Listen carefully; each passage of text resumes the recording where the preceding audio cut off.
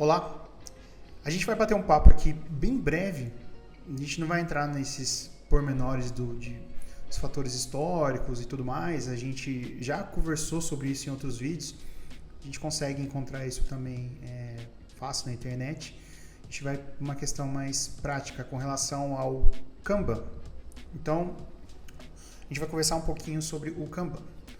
O Kanban, de maneira resumida, para quem não entende a aplicação dele, ele é uma espécie de esteira, tá? Então, eu tenho algo que corre esse Kanban e, ao final do Kanban, esse algo foi concluído. Geralmente, esse algo que eu estou falando para vocês é uma atividade, uma tarefa, ou o pessoal chama task, né? O que quer que seja. Então, geralmente o pessoal utiliza uma atividade que compõe o todo, que do todo, no caso, seria o projeto, né? Então, eu teria esse conjunto, né? Essas atividades vão correndo nessa esteira. Só que lá atrás, quando a gente começou a desenvolver o time work, né? A gente percebeu o seguinte, a gente percebeu que esse tipo de Kanban, ele é muito bom para quem tem um único projeto, né? Para quem tem poucos projetos. Agora, quando você tem múltiplos projetos, isso se torna um pouco complicado, tá? Então, o que a gente entendeu? A gente entendeu que é muito mais inteligente eu ter uma esteira de projetos, tá? Então, a gente utiliza o Kanban como uma esteira de projetos. Ah, Rodrigo, mas eu só tenho uma atividade. Tudo bem, você cria um projeto com uma única atividade. Não tem problema algum com relação a isso. E por que eu estou tocando nesse assunto, tá? Eu tenho colegas que trabalham em incorporadoras, né? Todos nós vocês também devem ter, né?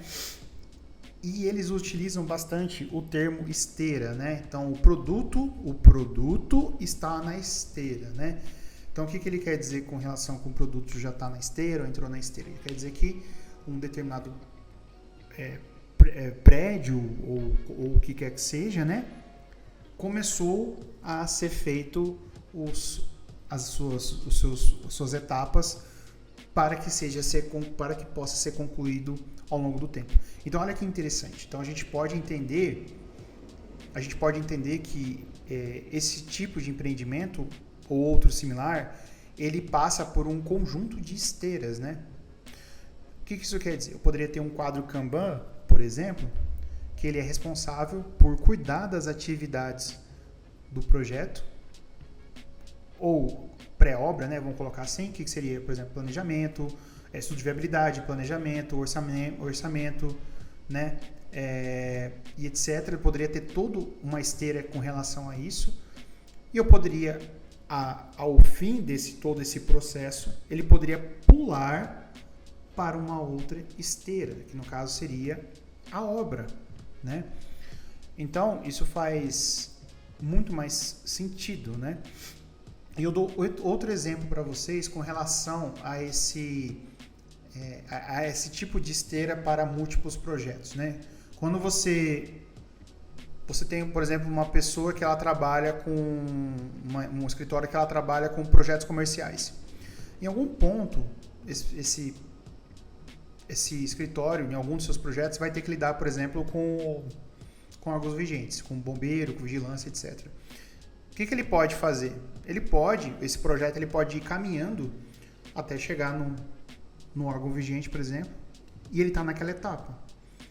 Se a pessoa está gerenciando vários projetos e ele vê 3 projetos, por exemplo, nos órgãos vigentes, com informações, uma informaçãozinha assim, bombeiro, ele sabe que tem 3 projetos que tem que ser resolvido alguma coisa em relação ao bombeiro, né? Lógico, existe toda uma organização interna, né, para dizer o que é aquilo que está ali, mas perceba que o gerenciamento de múltiplos projetos fica muito mais fácil. Até porque, né, a gente entende que, visitando os escritórios aí, dificilmente um escritório gerencia apenas um projeto, tá?